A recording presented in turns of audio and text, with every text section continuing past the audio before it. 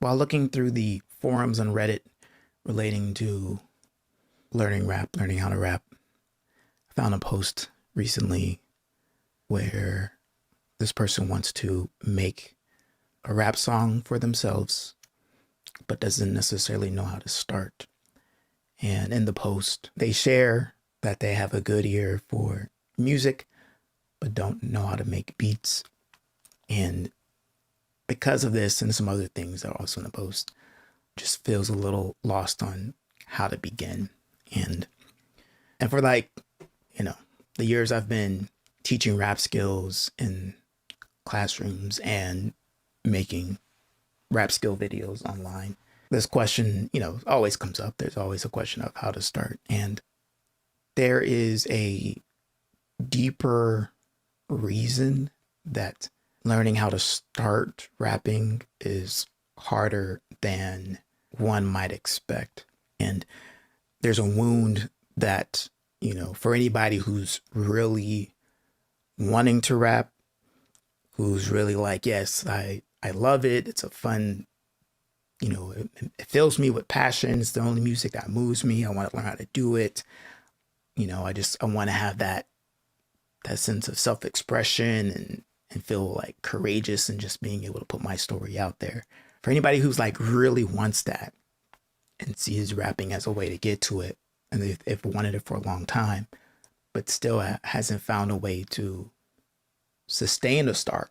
I imagine you've probably tried in some form or fashion, but to really sustain it, to really commit, I think there's a wound that is just unaddressed, and that's what's really making it hard. Because before you get to that wound, though, I can kind of speak to it, because the wound is so deep that it'll, even if you start rapping, it'll still hinder you, But I don't want to digress too much. But I'll just say, before you hit this wound, I think what people try to do, what they'll tell you to do, the common advice is just to, either don't worry about making beats and just start writing. They'll tell you to go on YouTube and find type beats, right? And these are producers who put beats online that sound like particular artists' production style, and you can start rapping to those, freestyling, writing, all that. And this is good, good advice. It's good technical advice, meaning it is a simple way to get started. But even if for some reason that doesn't work, or it's not that it doesn't work, but you don't work it. Like, you hear the advice and you never set the time to search up the beats and start writing or start freestyling.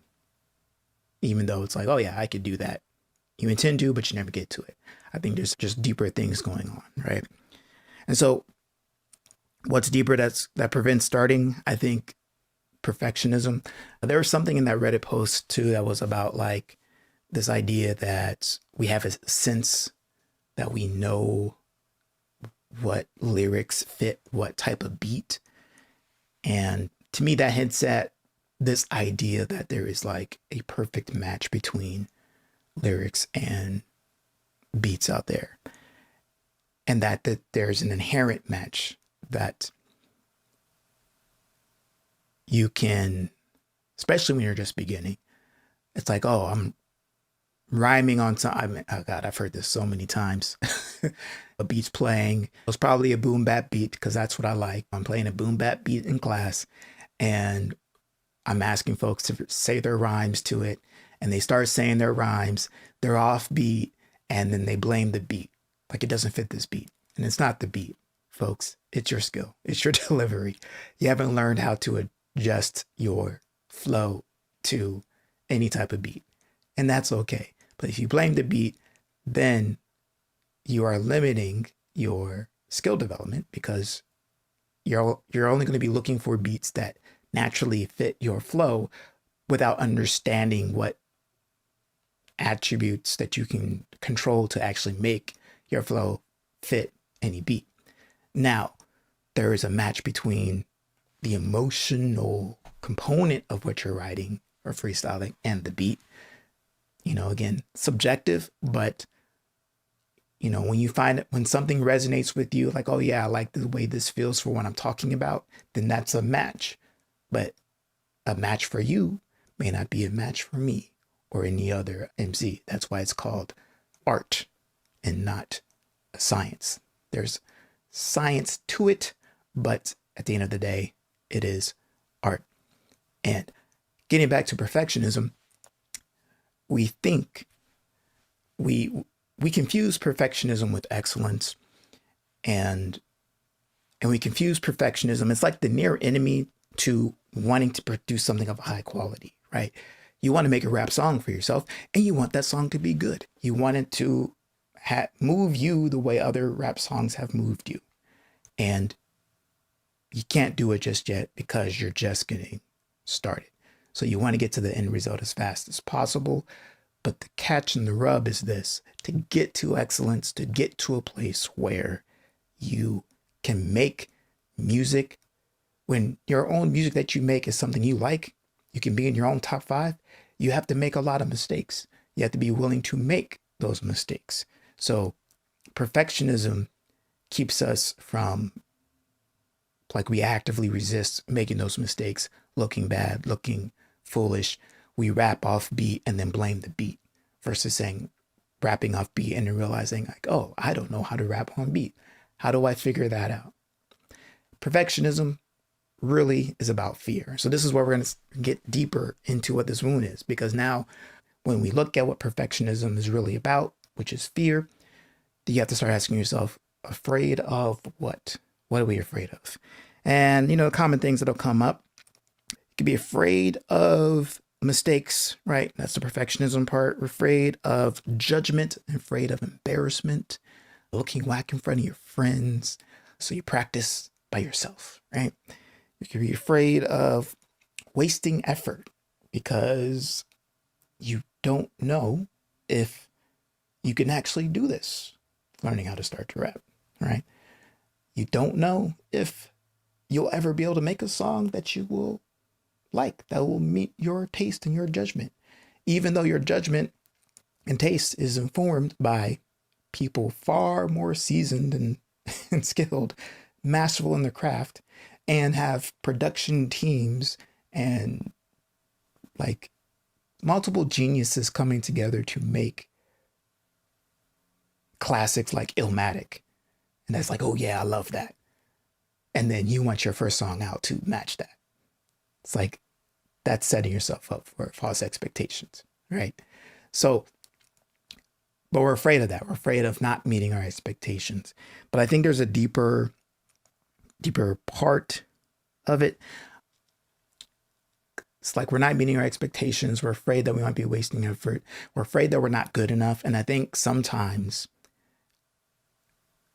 if we think that our skill is not good enough, that also turns into not just, okay, we're not good enough at rapping. It turns into, we are not good enough, like as a person, like it starts to hit deep. And I think this is where we get to that wound, and that wound that really prevents you from starting rapping. The deep wound is the wound of essentially shame, hidden shame, unrecognized unworthiness. And I say unrecognized and I say hidden shame because you might be hearing this now and be like, of course I have self-worth. Of course I believe myself and my abilities, right? But when you get into those moments where you have to learn something new, learning creates vulnerability, exposes your flaws, opens you up to what you could be afraid of, opens you up to your fears. Somebody could judge you. Somebody might make fun of you. Somebody might, come at you in a way that hurts your feelings and embarrasses you, right? Like in that moment where you feel vulnerable, when you feel like, ooh, I'm exposed, how are you talking to yourself? Are you reassuring that you're still, a good person and still worthy and still, you know, and feeling like it's okay to just be? Or are you feeling afraid? Are you feeling like you need to hide? You need to run? You need to leave? You need to fight? Again, classic fear responses. And if those things are popping up whenever you get vulnerable, even if not even about starting to rap, but just like starting, learning at a classroom. God, I've seen it so many times where real learning is a vulnerable thing. It's scary to admit that you don't know something in front of other people. So instead of doing that, what do? You crack jokes, right? Bathroom breaks, all these things to avoid that moment of perhaps not knowing something.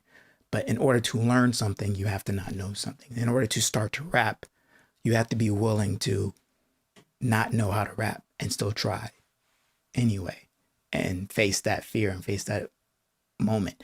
If you believe you're inherently worthy and you're just learning a new skill, then starting to rap becomes more of a technical challenge, right? That's when you can go online and be like, all right, how do I get started? And then somebody says, hey, type beats and then write to those beats and learn how to do it. And then you actually do it because, yes, you're going to be bad at first, but you being bad at rapping in the beginning is not going to have you question your self-worth and be like, well, I'm just never good at anything, and have these negative self-talk that spirals into, that's amplified by the fear and the shame and the unrecognized worthiness, right? Because essentially that's what I could say probably recently. It came up again. This is a wound that many of us have, but we don't recognize it for a lot of different reasons. And it's a wound that keeps getting reopened if it's not treated, because we're in times where the way we appear, the status we have, significance amongst our peers, it can become a way that we measure our self-worth against. And for whatever reason, that's the default. But that default is what allows this wound to fester, is that we're looking for the approval and the validation of others for our skills as a proxy for our self-worth. And we can't keep doing that, right? So for me, recently, again, journaling session, had to remind myself that life is given, not earned. And while it doesn't sound like a, shame wound, it is, because if you believe that your life is earned, right, or at least how it came up for me in this insight, recognizing there's still remnants of this belief that I had to earn my life, even though I did nothing to earn my life. And living, not the things in it, but being alive. That's the idea that comes from trying to appease other people's standards. You may have to earn your value in the marketplace, but as long as you're alive, you've earned the right to live. And I think from that, if you can heal that wound, right, if you can tend to that, and tend it's not like, okay, you just believe and then it's done. It's, you have to make sure that on a deep level, you have that self-love, that inherent self-worth. You can wake up, breathe, and feel absolutely okay with yourself and not have to prove anything to anybody. And then from that place, learning how to rap becomes much easier.